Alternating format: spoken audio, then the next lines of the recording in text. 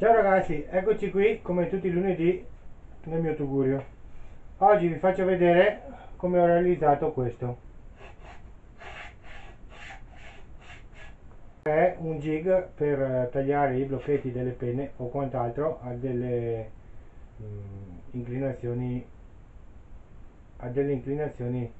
che decidiamo noi. Io ho impostato i 90 e i 45 gradi.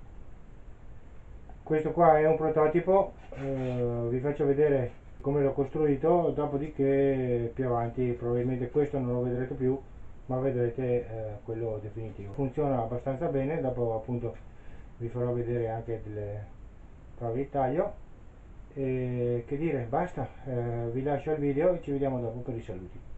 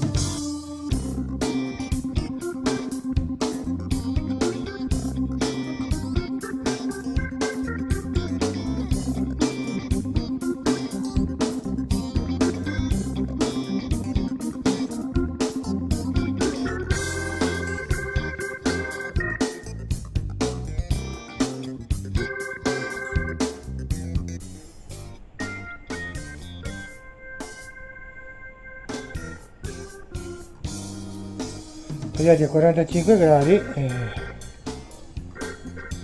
a me serve per fare blocchetti di diverse, per fare dei giochi, insomma. Dopo qua ci va in mezzo il piallaccio, comunque sono cose che vedremo nei prossimi video. Bene, spero che il jig vi sia piaciuto. Come vi ho detto all'inizio, prossimamente ne seguirà uno molto più preciso perché mi mancavano 2 o 3 cose, però volevo vedere se l'idea funzionava. Funziona, quindi farò quello definitivo. Se il video ti è piaciuto, naturalmente un bel pollice in su è sempre gradito. Commenta sotto, anche se non ti piace, commenta sotto lo stesso. Condividi con i tuoi amici se pensi che possa essere un jig utile a qualcuno. Ho visto che il press per penne della settimana scorsa ha riscosso molto successo, può essere usata in 1000 maniere, anche come un semplice schiaccianoci volendo. Basta, ci vediamo lunedì.